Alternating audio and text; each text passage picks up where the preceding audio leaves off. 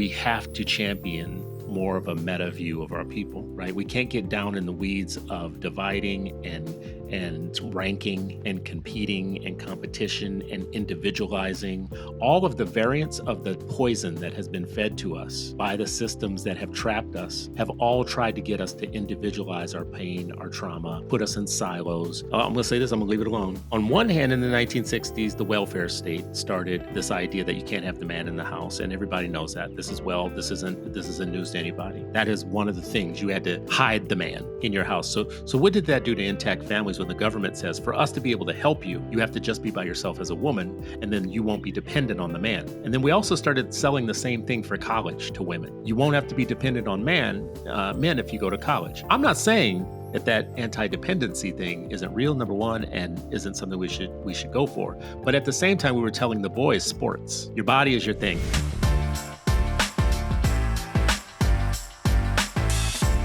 It is Freedom Friday, and you are still not free. In Atlanta in this last week, and it comes up in this conversation, and I don't know why or how I felt the need to ask a provocative question, but it came up that Black women are holding things together and that they're the ones that do a lot of the work, like in the civil rights movement, whatever. And my provocative question at the time was, why is it important to separate like what Black women do from what Black men do and what Black people do and what Black families overall do? I just don't get it's something I hear often over and over again. I call it Black male erasure. You could call it what you want, but Black males, Black babies, Black boys, Black children, everybody who is Black encounters a set of things that are just jacked up in their lives from the systems that they go through. They get messages from early on that they're not the most beautiful, they're not the most intelligent, they're not the hardest working, they're not whatever. It's a set of messages that you get, and Black boys get those, Black girls get those, Black women get those, Black men get those. The way that it metastasizes in the systems of education, you get them as a baby and a toddler as early as like toddler age, you start getting those messages. And then it carries on in kindergarten, all the way to ninth grade and 10th grade, whatever, all the way into college, right? We used to call them like microaggressions or whatever. It's just a series and sets of things that I don't understand why it's necessary to separate out which gender of Black folks do the most and whatever. And I feel like it's counterproductive. Some ways it just feels a little bit narcissistic and selfish on the part of those who can't just acknowledge the facts for the facts. It's an empirical truth that there is a conspiracy to destroy Black boys. That's just truth, right? It's been researched, it's been studied. That just is what it is, right? I don't know what to do with that, except to say, if you were to ask me about the things that are terrible that happen for Black girls, I would say yes. Yes, it's terrible. I wouldn't say, oh yeah, but what about Black boys? Yeah, Black boys got it way worse, whatever. It's not a competition. It's not a competition. So I don't understand the need to divide people into who's got it worse. And I don't know what anybody gains by that tactic. But anyways, we had this conversation among friends. So it was a great discussion because it was amongst friends and it wasn't just men, it wasn't like some hotep situation or something like that, like Sharif wanted it to be. It's just That's cool, bro. That's cool. That is cool. Absolutely cool. Nah, Sharif was holding up the guard, but I just want to state for the record, the Issa Rae thing, I'm voting for, I'm rooting for everybody Black.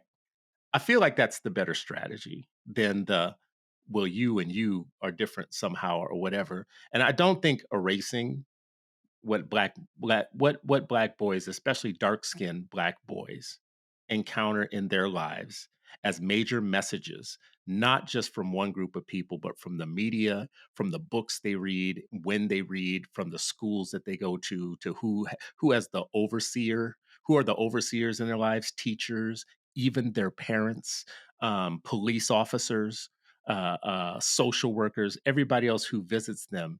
If you studied any of those group of people about how they treat dark-skinned Black boys, and I make, and I see this, so I'm ruining my own rule here, right?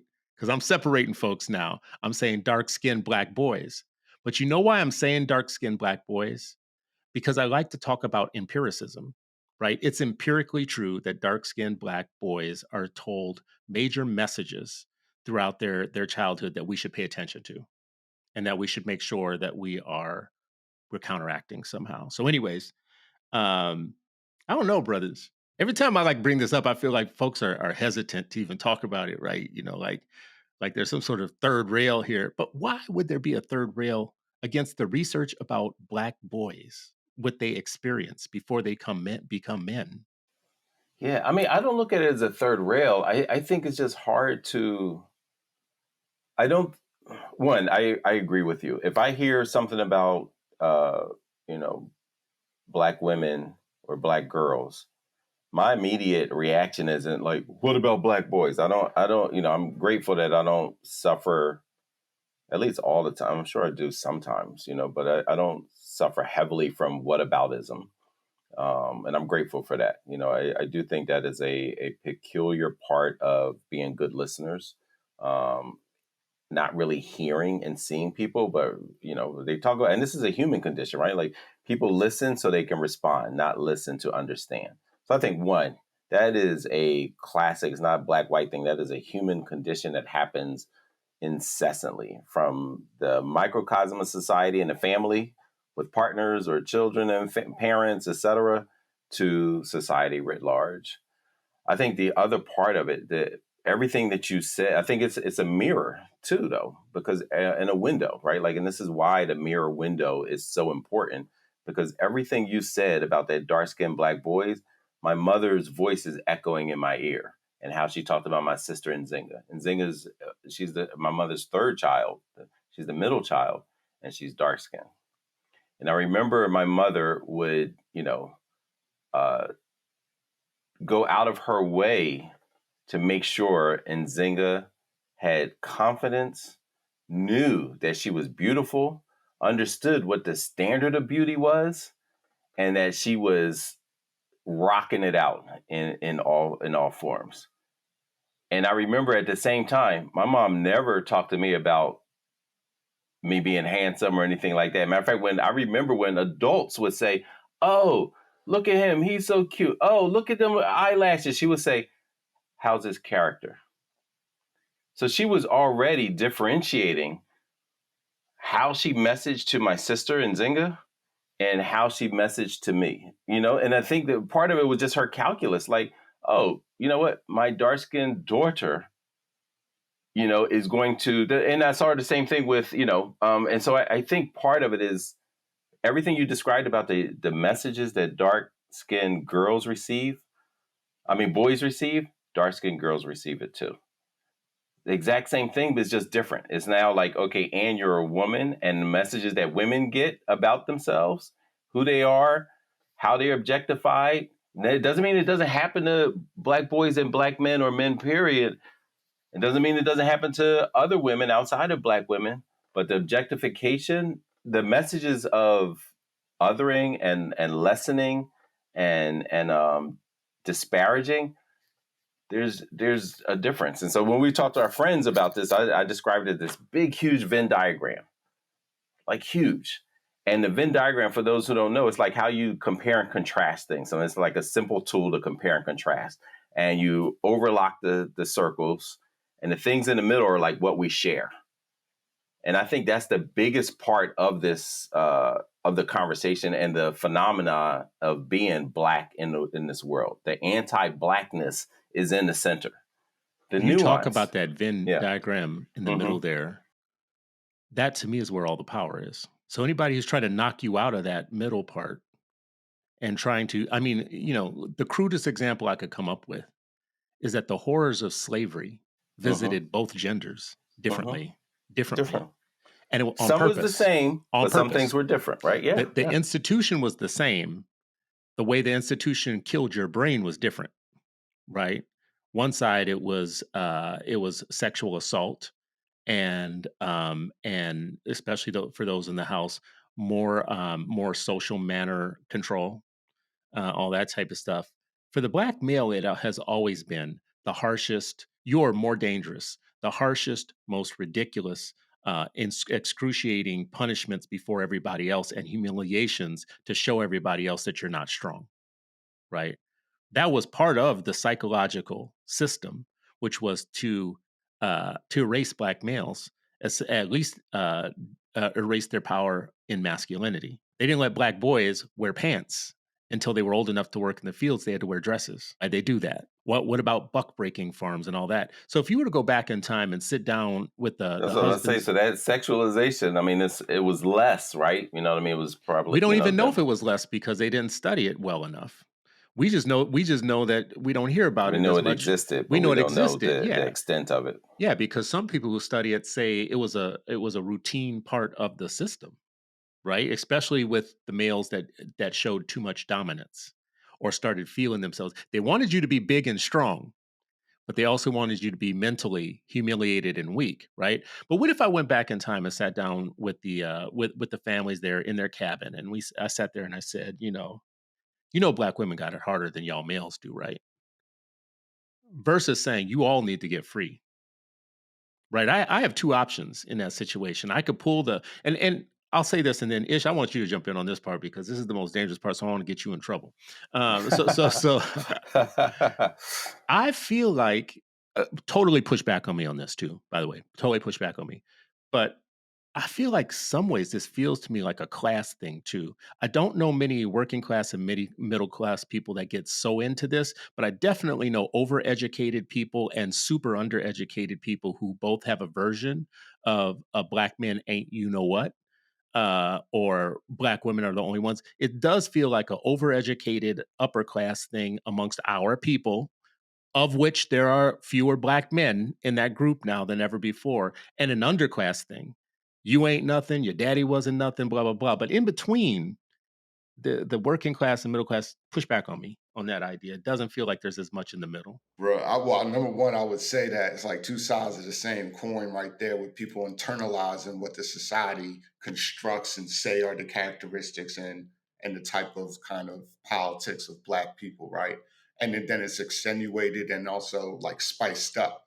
I would say that's a large part of it. I think also people try to measure their soul against those definitions in that tape of a world that looks on with amused contempt and pity, like the boy said, right?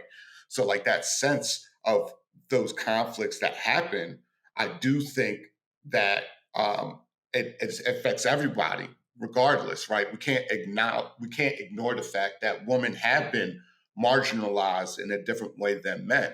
You know, I was like 30 something years old that I found out women couldn't open up their own bank accounts until like the In the 1970s. You know what I mean? 70s, we Yeah. were born. We were born when that happened. That's crazy. And so like that short time, exactly. So like that short time period, like I understand the frustration of Black women at times of being erased, right? Because they have been, right?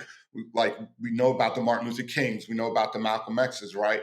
Only now are we starting to actually bring up the history of like an Ella Baker and the Ida B. Wells, right? And a Julia Cooper, and really trying to like add some of that history and some of that knowledge to the overall kind of narrative. But we do got to be honest that that overall narrative have excluded Black women.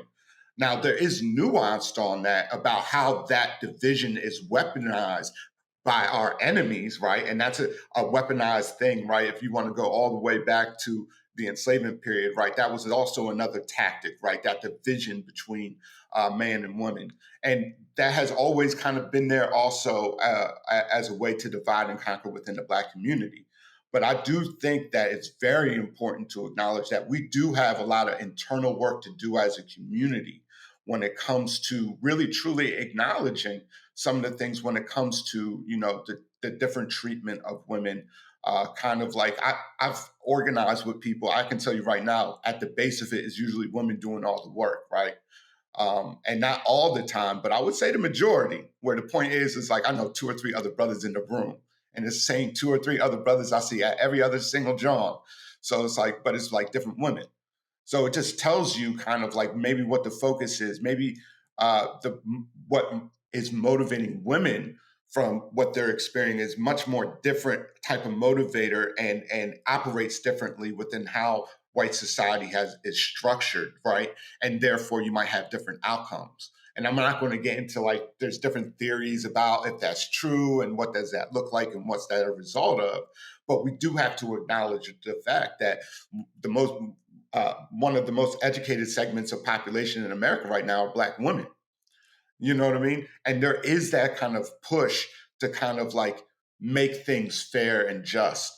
And I think women are uniquely in those positions. And when they say, what about Black girls being treated in this and that and that other, also stems from abuse within, intercommunal communities where there's a lot of hurt and trauma that already exists.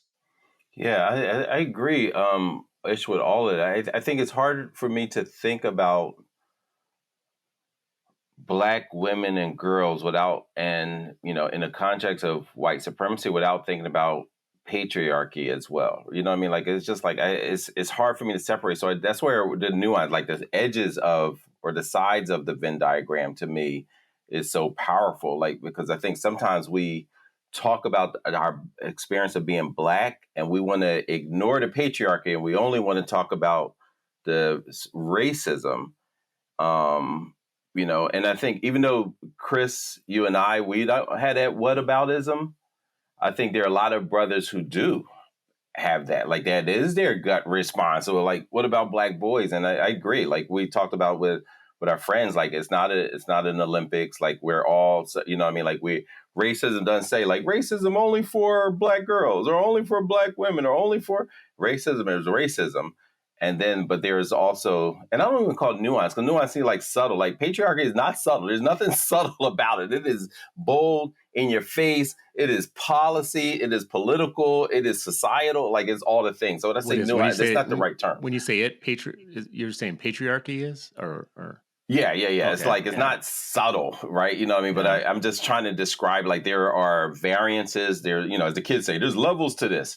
Yeah, there's levels to being Black in America. Yeah, it's interesting. I was watching this psychologist who does this big think. There's these big think videos, and he That's what it's mentioned called, Big Think? Big Think. Yeah, Okay. yeah. And it's a series of like experts who sit down in a chair and give you like an hour or two of their expertise on something specific. Sometimes it's science, sometimes it's math, whatever. But it's really interesting because But not the master class. This is something it's different than a master class, but it feels a little bit like it. It's just more conversational. One guy in a chair sitting before a camera, and they ask him several questions about the thing he's an expert in. And this guy was talking about something.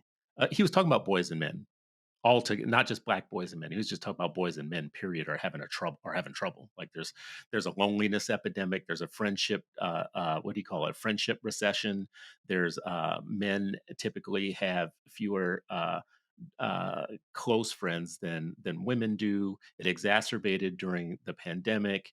They have facile and sometimes shallow. He just went through the whole thing. I thought it was very interesting. But in the middle of it, he's a white guy talking about boys overall, and he's talking about white boys, and not just talking about what he's talking about boys and men overall. But he's not doing what we're doing, talking about Black boys, right?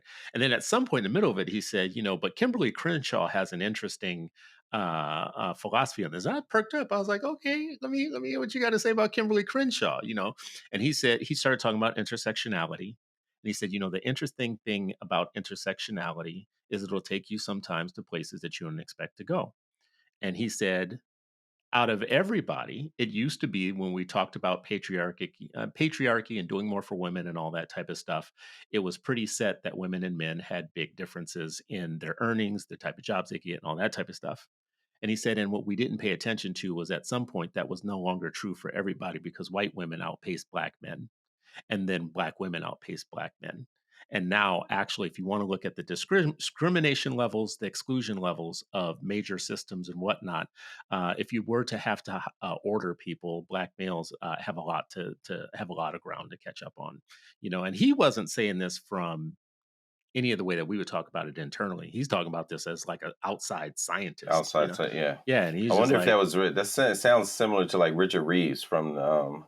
I actually, it's funny that you say that because I was listening to Richard Reeves before this guy came, and the algorithm fed me this guy too. After, yeah, and I just thought it was interesting because, and hey, you know what? Actually, I wonder if it was him. But either way, I just thought it was interesting that this guy particularly would get to Black males in that way and start going through the data and say patriarchy is true. It's not true in the case of white women and Black men, right? That whole patriarchy thing actually falls apart when you start talking about it's not all men and all women. Black males don't enjoy the same patriarchal success as white men do, right? So that whole intersectionality thing comes true. But here's something I want to say that's provocative again, and I'm going to blame it on y'all. And this when I get done saying this, right? Um, you are right, Sharif, that sometimes I get involved in these conversations with Black males who are arguing against me for witnessing and paying attention to what's going on with Black women. And oftentimes, when I'm talking to a Black male who's doing that, I'm diagnosing them in the moment. They're single. They have somewhat issues with women that they need to figure out. They're mad. They have some sort of anger. I don't know what it is. Some of them are not achieving the level of romantic success that they want to have in life, but they're papering over it with ideas of like it's the women.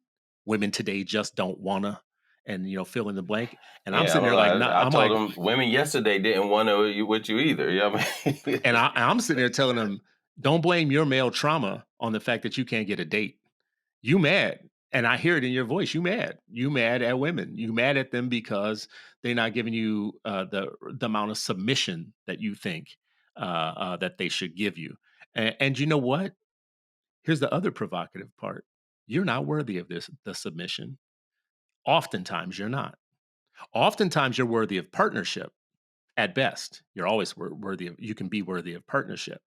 But the type of submission that you want for them to have for you, that you're mad that you're not getting, you should unpack that and figure out where that came from. Now, here's my other provocative point, what that leads to, and I'll stop on this, which is Black males come from somewhere. They are trained. Oftentimes they are trained by women. So oftentimes they have slights in their lives. Oftentimes they are adultified at 13 or 14 by their own Or family younger. or younger by their own family. You the man of the house now. No, you're not. You 13. You 14. You 15. You ain't the man. Who told you the man of the house? Well, my mama. No, your mama was wrong. And that whole thing we talked about before. Remember that incident when the Black boy was out protesting, I think with Black Lives Matter or something, his mom found him and she whooped him right on camera. And Yeah, the everybody was amount of people that praising her. celebrated that. Yeah. Oh, they celebrated her. That's what we need. We need more mamas to show up on cameras and beat their boys in front of everybody. That should tell you a lot of things right there. Anyways, I'm going to stop because Ish told me to say all that. For the audience, I just want y'all to know that Ish told me to say all that.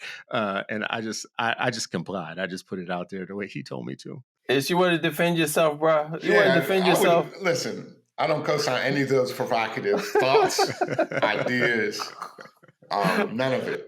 No, I was just, I think it's just so complicated and like Sharif, I think like your description of it being layered is perfect.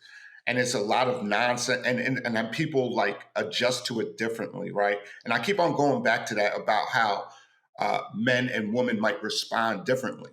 Because like when we're talking about anti-Black, you know, experiences within this society, that's baked in the cake, right? Black boys, Black girls are going to experience that. How they react will be different based on, you know, gender roles and how they're looked at and viewed at, right? Black girls won't be maybe treated that much of as a threat, even though they are being treated as a threat, right? But the response is different. So when you look at it in those terms, I think that when you look at this increase of like suicide rates, Black boys right now are the largest like racial group and age group killing themselves, and that's higher than Black women.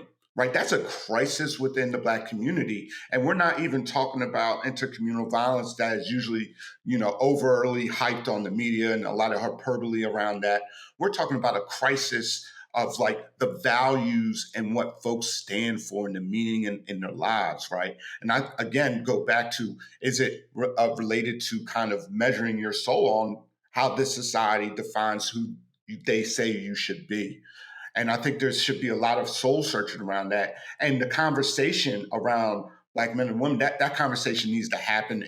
You know, my wife gets at me sometimes and she's right. You know what I mean? Like, men sometimes are insensitive to the roles that women play more, right? Speaking in a general sense, but you add that layer of anti-Blackness on it, and sometimes that can be stifling. And stifling to the point where you're looking at your child in the same way that society looks at your child. And you know what I mean? Like that's just learned behavior about how you are supposed to be within this society, and not even, getting to the point of being exposed to other ideas on how to orient yourself. Not to get too scientific, but like when you're thinking of those type of terms, right? Wait a You also second. got Wait to a keep it. second. Negro. Yeah. Wait a second. We invented science. What are you talking about? Not to get scientifical. Oh no, Come I was on just now. saying. Science is ours. Welcome home. Welcome home. I actually agree with all of that. The only thing that I think gets under my skin is the having to call out the differences. So when you say black boys are the ones who are oftentimes killing themselves right now, the suicide rate for them is terrible. My first instinct is to say, let's dig in on that. It's not to say, what about the girls? Because girls also are. Gabrielle Union has a clip right now on social media where she says last year, I want to say she said every year, it's like 70,000 black girls go missing, and that they are largely written off as runaways, even though they're not, right? And that nobody's looking for them. 71,000 black girls, right? I hear something like that. I want to dig in on that. It's not my first instinct to say about what about the black boys that go missing. That's not even no. Gabrielle Union is telling me 71,000 black girls go missing. What the hell is happening there? No, you know what I want to say? Her punchline is no Amber Alert. Because see, Amber gets alert when Amber is missing. Keisha doesn't get a alert. Keisha goes missing, and the police and the authorities write her off as a runaway, even though she's probably sex trafficked and is probably in some sort of ring somewhere, which we all have evidence of and we know takes place. No, she gets written off. But Amber gets an alert, right? I have no interest in dividing that up for what happens to boys, right? That to me is just like something when you hear it, you just need to go straight at it and fix it. So I want to tell you a different story just quickly. In Oakland, we brought together a whole bunch of education activists, Black folks, to talk about a uniquely Black education agenda. In that room, we were in New Orleans. My friends who were there, they'll know the meeting that I'm talking about. And Jamar McNeely, who is down there, runs some schools that we think are great and amazing. He was very welcoming to us there. He let us use one of his schools, and I asked him if he could bring some of the Black male principals in to talk, because we had a lot of non-male educators in the loop, and I just wanted to get some dudes in there to talk from a Black male perspective. So he brought us a panel. We had a panel with 4 local New Orleans Black male principals. It was a great conversation, and when it was over, two of the our see, this is gonna become East Coast, West Coast. Y'all about to lose on this one. Two of we our we friends, rarely do. no, yeah. We That's that. rarely do. But go Y'all ahead, lost. Y'all carry lost on. that Ice Cube battle. But anyways, uh, uh, 2 of our sisters from the Northeast said, "Why there are no women on these panels? Why is there no women here? Why y'all bring in all men to talk to?" And we were caught off guard, like flat-footed, because we didn't know how to respond to something that we thought was a good thing. That because there are so few of them in the system, that we thought it was good to hear from their perspective, and we didn't have to say anything because our sister from Oakland stood up and said, "I love my Black brothers. What are you talking about?" In that moment, we felt so. First of all, that was so Oakland. She said it with a very Oakland accent, and I was like thankful for Oakland in that moment, because that is a very Oakland Panther way of looking at the situation. She just straight out affirmed her love for us in the moment and defended us in that moment against the idea that we couldn't even be heard on a panel by ourselves for a situation. And in that moment, I saw 2 ways that you could approach us, 2 very different ways. Now, what I will say is our sister from Oakland. Uh, our sister from Oakland was very much rooted in the grassroots of the community of Oakland, and our sisters from the Northeast were highly educated with advanced degrees in some cases, and it just felt like a difference of how you approach the conversation. But me and another brother have talked about this for years, because every time we see that sister, we say to her, "We just love you. We just love you. We know that you got us," and it's amazing. And to be fair, one of our sisters that we had this conversation with this week also said something very similar too. So I do think, I think Which part? Tell me what she say. He said, like, oh, I love our black men. There's so many black men that I partner with who supported me, who stood up for me, who does this.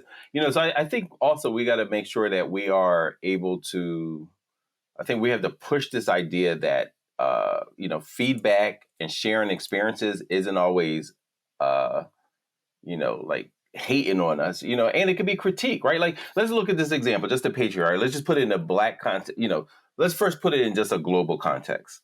There's so many places, if you only have the opportunity to send one of your kids to school, it usually ain't gonna be the girl. Now that's one thing, right? Like and you can put that in all black societies. You can put it in brown society, right? Like you see this story over and over and over again. It doesn't matter as much to me if you learn how to read. I need the boy to learn how to read.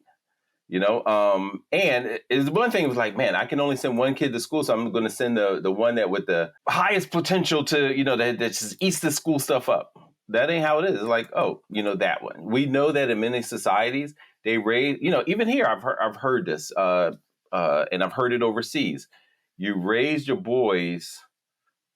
No, you raise the girls, and you spoil the boy. I forget what it is. Some term. I heard that here in America, like in black communities, like, and I forget exactly what it is, but it was implying like the girl you're super strict with, and you're like this, but no, I need you to do this. Don't embarrass the family. The boys like, oh, you're the king of the roost. Oh, boys will be boys. That kind of thing. And the girl's not getting leave. There's so many subtleties and some societal norms, some cultural norms, and some of it is just damn right unhealthy, to teach our as we're raising our kids, we're teaching them about what to think about themselves and each other. So you raised that point earlier, yeah, if you're adultifying, we can't just talk about the system adultifying children. Sometimes we do that at the same time. We can't we can't say, oh, society, we can't just have critique and fire for society and look at us as ourselves and our own people and our own communities and us as individuals and a collective as, oh, we're absolved from all that. In many of our scriptures it says God won't change the conditions of a people until they change what's within themselves. So yes, there's some work to do on society, but it also means there's work to do for ourselves, within ourselves, and how we think about because as you said earlier when you started off, none of us are going to get free without each other, without the other one. Like it's just impossible. Which is why I feel it's almost devilish to introduce the language of division into the scenario. Yes, we all are encountering some things. Yes, our aging population has problems that we need to attend to.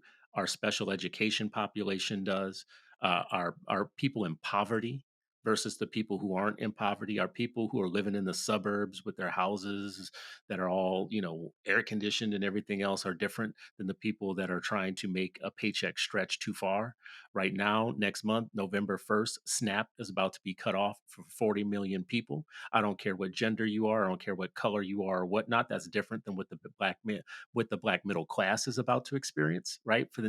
And it's not going to be turned on for the rest of the year, probably, right? That's the type of situation where, for me, that speaks to me louder than our independent individual differences. And it's not to paper over what any of those differences is. It's to just never get to the part where we start trying to compete, where we start trying to say, so when I say to you, X is the problem, and you talk to me about Y, I said this in our conversation, it feels like the all lives matter thing. Police officers are treating Black people very differently than everybody else. And then the person who you say that to responds with, well, what about all people? Aren't all people, like we're all experiencing some things. And it's like, I'm telling you something specific to them. We can get to the other people too, because yeah, you know what? To be very honest with you, white folks are getting their asses kicked by police officers too. We just don't talk about it enough, right? And especially the ones that are poor. Like a lot of them are like, well, I'm getting my ass kicked too, and it's like, yeah, well, you should pay attention to who's doing that, right? It's not us. It's not because you're white, And then secondly, the police state is gonna be a war against everybody. So you're absolutely right. Yeah. Don't think that it won't come to you, if it's not with you. But it's funny because I pulled up this article and it's got Sharif El-Mekki in it. This is interesting. Uh-oh. Yeah, it's got Sharif El-Mekki in an article. Depends on who it came from. So this comes from Forbes, and the headline is Black Men Are Vanishing from HBCUs. Here's why, written by Sonara Glinton. And also, in addition to that, there's several others just like that. Enrollment of Black men lags at HBCUs, at Black colleges. Listen to this. Fewer Black males are enrolling at historically Black colleges and universities due to factors like financial barriers, inadequate K 12 preparation, high suspension rates, and a lack of Black male teachers. The proportion of Black males at HBCUs has declined from 38% in 1976 to 26% now. You have some schools that the percentage of Black males on campus is lower than that 26%. And these are HBCUs, these aren't PWIs. These are not predominantly white institutions. So if on HBCUs you have only 20%, let's just call it a quarter of your students are males, year after year, what are you reproducing out into the world after that? So yes, Sharif, you're absolutely right when you say that globally, girls are shortchanged when it comes to even the opportunity to learn and go to school and go to college. The thing about the nuance about Ooh, oppression, use the dirty word. yep, the nuance of oppression is you better localize it too, because the system jacks you up in many different ways. In the United States, it is not the girls who are being kept from school or having off ramps that have large numbers of them getting off the schooling off ramp. It's boys and men. And when I tell you 26% on a college campus that is turning out the majority of Black professionals, I just have to, first of all, I have to ask why. You know, I don't know if y'all know any answers to this because I never have come up with a firm one yet. And then two, after you get done with why, or maybe while you're getting done with why, what are the implications of that, of not paying attention to that, right? Year after year, that reproduces our middle class and our professional class of people. HBCUs are responsible for the majority of our doctors, our teachers, our lawyers, and a lot of other things. So if you only have 26% of Black males on those campuses, now what? What would you call that, by the way? Because we can't call it, is that the matriarchy? Yeah, that's not. I mean, that's the thing. But No, wait a second. Wow, we can't, wait, what? yeah, no, I would not call it I the would not call no matriarchy. matriarchy. You know, because they're not. You know, that remember, it's like racism. It's not a position of power where they're oppressing. You know what I mean? Like the Black boy. Like it's. I don't want to lose the audience with it, but like, no, just say no. You know, sometimes you just gotta say no, Chris. Just no. say no to the matriarchy. You heard it first. Sharif said, just say no to the matriarchy. You see how your words can get twisted so easily? But you know, I would say like one, there's a whole lot of reasons. I mean, you listed some of them, like, you know, why Black boys, you know, their experiences in school. If I, you know, for example, here I am. I lived a privileged childhood. I never felt unloved. I never, you know what I mean? Like, it was just like, and yet I didn't look at college as something I wanted to do. I didn't want to go to college. It was familial pressure that pushed me to go to school, you know, and bribes. Like I was not interested in going to college. Like I wasn't fond of high school. I was fond of my high school experience, my friends and sports, and a couple of the educators in the building. But as far as like just the textbooks, no. The English teacher that didn't want to that only wanted, you know, white authors, no. The history teacher that, you know, was just did not want to talk about any other people's contributions to history, no. So all of that, you know, thank God I had such a privileged experience and my ecosystem was so rich that, you know, it didn't really matter as much, that type of experience, right? So I can only imagine my peers and then now our kids and grandkids, like, why would, like, wait a minute, I just went through this and you're saying you're trying to sell me on 4 more of something that looked like what I just experienced for 13 years? No, thanks. You know, so that is one part, you know, and again, that's just one nugget out of all the, you know, things, you know, and Black boys get messages, you know, even though they're not, imagine a young man who's hearing, you don't need to go to college to make a living, right? Like some form of that kind of message. But I'm not actually giving you the tools. Like, you're going to have these kind of career workshops, but you're not going to graduate high school knowing how to write a business plan. a Hmm. marketing plan, Or even doing write a your paper taxes. and write a paper in APA style, even, Yeah, which is a right. So big deal. all So these it's all things, A. right? But you're told like, no, Yeah. you ain't got to go to college. Just go. You could just go do that. Like it's a trick. And they're not telling their own kids because those same people were saying that they're sending their own kids to college. So it's so many of those type of things that's layered in, and as many Black girls who are in our colleges, nowhere near as many who deserve to be able to go, but they also had a similar being Black in American schools the same. You know what I mean? So yes, it's like, back to your earlier point, like I wouldn't say, I think the bottom line is what you and I talk about a lot. How are the children? Black girls are being disappeared. And yes, I want to think about that, and people should be working like that is worthy of our best effort and then more to address that. And Black boys dying, from violence, whether self-inflicted or otherwise, is also, you know what I mean? To me, there's never just this, or here's the ranking order, or any. It is, we are under peril. Like Sonia Sane just said, the most fundamental thing is America's killing us. But before it kills us, America's killing our kids. Yeah, and I would globalize it. It's not just, Yeah, the more I look exactly. at other countries, the more I look at it, and I'm like, and even the way that the world is realigning now, I'm Shoot, like, the even in those system. other countries, America probably has something to do with the kids dying too. So, but that's a different. Listen, I would agree with you several years ago, but after I don't know. It's been this late in life that I've actually started looking at France and Italy and places like that of what they've done in the world, and I'm like, damn, I thought we were the worst, but No, yeah, France and Italy got France. some. Good lord, I always thought they were the good France, and I guys. mean, but I no, I could look. I say America, but America Portugal. is just the Portugal is, newest version of yeah, the same folk. Yeah, as kids, we learned about Portugal and Spain. That's yeah, that's where yeah, our like yeah. kind of like when our teachers were talking about history and why things are there. They talked about Portugal and Spain, and then the other places. America is just like the newest cousin of. And that's why they And used we to have talk our about these own are variant, battles within a war. This is a 500, 600-year war. This is just the newest battle. This is America's the general in the newest general that's been promoted. Picture it that way in 600-year war. So when I ask the question, "How are the children?" I literally mean, "How are the children?" I literally mean, "How are the children?" Tell me about the ones in special ed. Tell me about the ones that have special need and autism. Tell me about the girls. Tell me about the boys. Tell me about the ones who fit in between the girls and the boys. Tell me about all of them, right? That's what when I say, "How are the children?" When the Maasai tribe says, "How are the children?"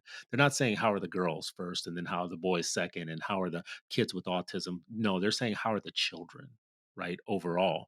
I think as adults, we have to champion more of a meta view of our people, right? We can't get down in the weeds of dividing and ranking and competing and competition and individualizing. All of the variants of the poison that has been fed to us by the systems that have trapped us have all tried to get us to individualize our pain, our trauma, put us in silos. You mentioned something. I'm going to say this, I'm going to leave it alone. On one hand, in the 1960s, the welfare state started this idea that you can't have the man in the house, and everybody knows that. This isn't news to anybody. That is one of the things you had to hide the man in your house. So what did that do to intact families when the government says for us to be able to help you, you have to just be by yourself as a woman, and then you won't be dependent on the man. And then we also started selling the same thing for college to women. You won't have to be dependent on men if you go to college. I'm not saying that anti-dependency thing isn't real, number one, and isn't something we should go for. But at the same time, we were telling the boys sports. Your body is your thing. Entertainment, sports, whatever. Your body is, it's not your mind. Don't, math ain't for you, whatever, that whole thing. And some variant of that, I bet you, is today still Black male athletes are prized. They are prized by colleges. Even if you don't qualify in any other way, the sports is a way for you to get through it, and they will lavish you with all kinds of help. That's not something they do for the women as much because women's sports aren't really a thing. It's not a thing in terms of money, right? Like the male sports. So you're sending two different messages to the boys and the girls. You're sending the girls a message. listen, you're going to need something to fall back on. You can't be out here being dependent. We're not.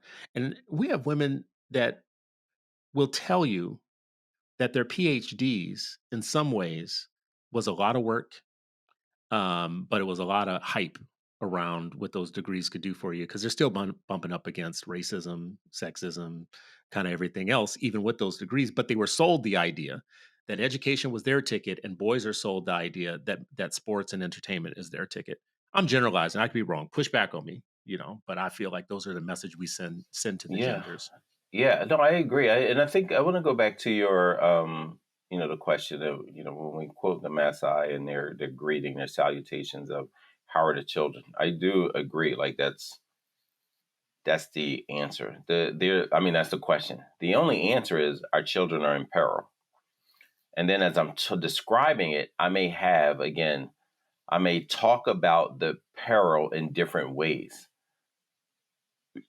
But I'm still saying that they're all in peril. So I am in that situation. It is about, whataboutism, or maybe this collective response that our children are in peril.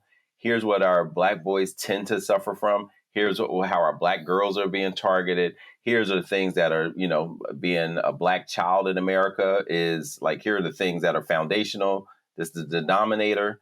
They're all going through this. Here's the new, again, here are the shifts and shapes and changes and targets and what they're more susceptible to, again, in the general, in the macro. And of course, micro, these are individual human beings that are going through a journey in hostile territory. So yes, the individuality. But when we look at data, when we look at numbers, when we look at trends, and we look at patterns, here's what we're seeing. And I think it is appropriate to talk about it in that way. And we should be able to do that in a way that doesn't erase, but enlightens, doesn't marginalize, but also shines the light on, like, hey, here's what's happening. As long as we recognize that the answer to the most important question we can ask is our children are in peril. I love, I love that because that's the frame of so much of what I've hung my hat on with this education advocacy stuff for years. But to land, this is where I always come back to. I love to push the envelope. I love to be provocative. People listen to this, you have to have people who push envelopes, or else you're going to get stuck in the middle, and the Overton window is never going to move towards justice. So you have to have agitators, provocative questions. I'm not trying to offend anybody. I'm trying to push the conversation here and everywhere I go in directions where I feel like it'll move the window on the things that we talk about and do. But to ground me and to come back, especially, you being so connected to schools and understanding schools. What's the unit here? What's the class that we would teach on this? Or how do we organize it? What would we draw on? Like what would be our sources? And how would you teach this discussion? Or how would this discussion go for students? Ooh. I mean, number one, it's an ongoing conversation. I don't think you can necessarily confine this to a unit, right? Or even like a course within itself. I would say there's different levels. Of course, what y'all were talking about earlier about the woman giving, Black men shout outs and like saying how much she loved and appreciated them, right? And how much that meant to you, right? We all need that energy for each other, right? And we need to spread that energy. That should be taught from a very young age, and it should be reinforced, right?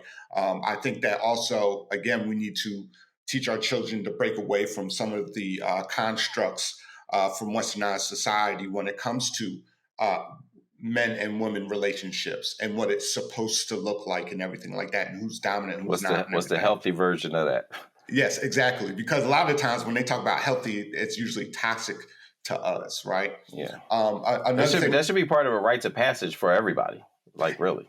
And you read my mind right there, and even rites of passages, right? And one thing that really speaks to me from folks who are like, Afrocentric and everything, like they emphasize the importance of that bridge from being a boy to manhood, from being a girl to womanhood. And what does that mean to be socialized in that context? And what do we want to see? Unfortunately, we want to see a lot of the things that our society says we want to see.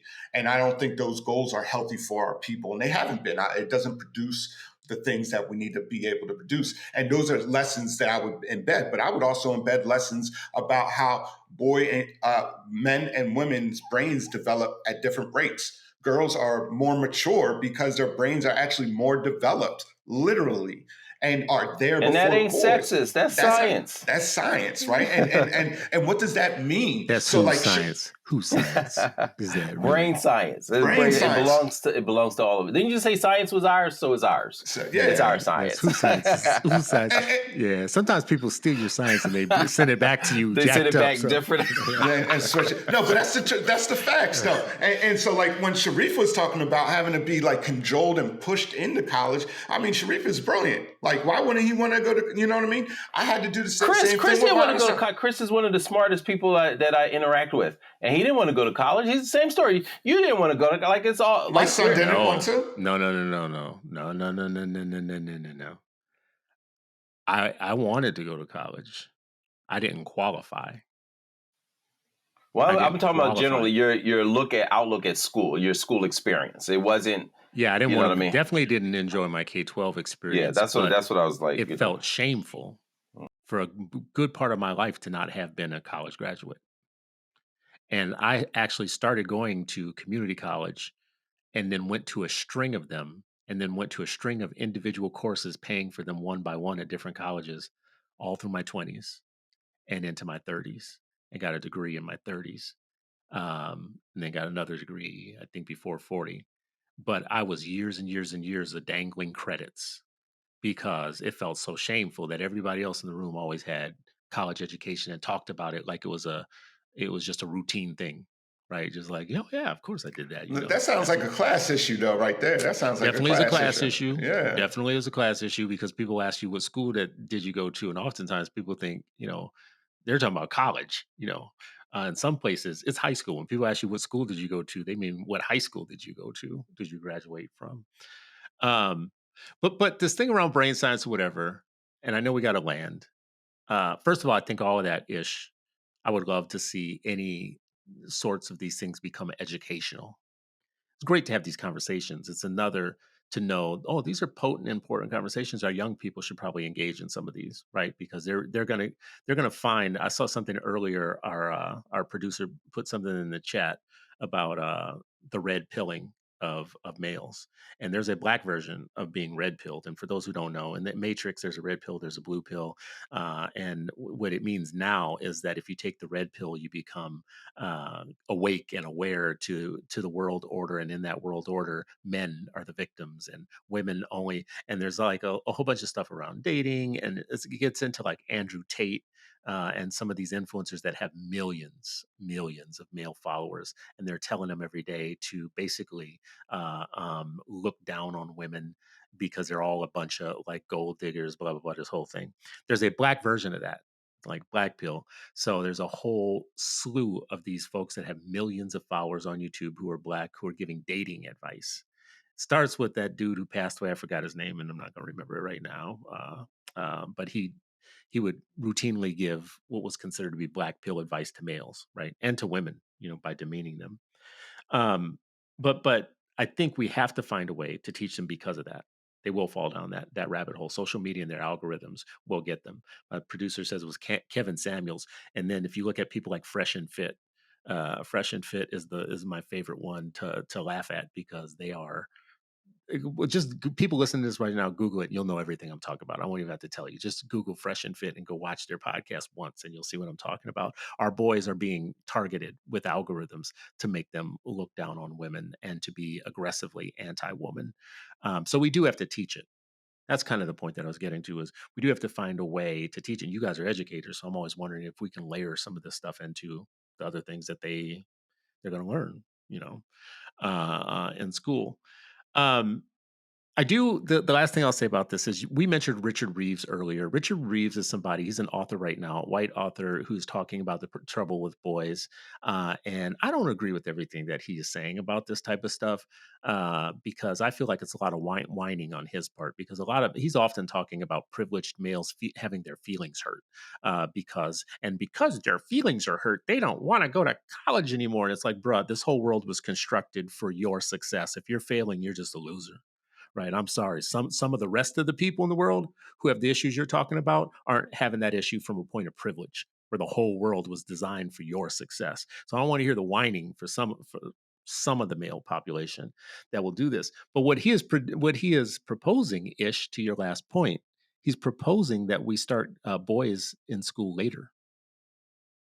He's proposing because of what you guys said, the woman's brain is developing faster, whatnot. He's proposing that not black. Let me take that back. That boys, period, start school a year or two later than girls. Many parents would disagree. I hope so. I hope so. Well, that's interesting. And again, and I shared this before. In Islam, school doesn't begin until 7. Like kids shouldn't be forced into this kind of the rigidity that happens in most schools. No kid. But I was about to say, is that boys or girls? No, or that's no child. You know what I mean? So I can see why the rigidity when a black boy, like the space to play, explore, hands on. If that's what, again, how boys and girls, like boys and girls are different. And again, it's a Venn diagram. We're generalizing because there's some girls that are like, I bang with that, and boys that bang with that. Like, and some like, I'll bang with, like all of that. Yes. And just in general, when you're telling a boy, sit down, sit still, fold your hands.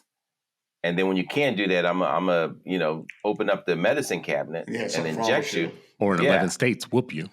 Mm-hmm. Or whoop you, or reach in the closet, either for a pill, an injection, or a belt, or a paddle. Like that, there's something wrong again with the system and not the child. So what would it mean? And I'm imagining that he's saying like there's something about being able to explore, being out, you know what I mean? That's a little bit different. And then I think also if we're talking about black boys in particular, we can't not talk about Sean Dove and all the work he did for decades around how to support black boys and men. Travion Shorter, when you think about when I think about Sean Dove's legacy, and I look at myself as a leaf on his enormous tree and shadow that he cast, like I'm a leaf from that, like how he thought about, talked about, taught about, led around black boys. And the thing about it, why I love about his work,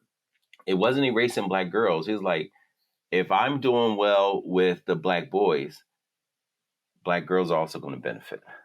I'm surprised you brought him up now. Black women are also going to benefit. You know what I mean? Example. I'm sure he would have some stories to tell about the as part 2, we should just bring him on. He's like a walk-in library and historian and anchor in all of this space too. So let's not even just him. You're here, Sharif. So this whataboutism has visited the Black Male Education Conference too, right?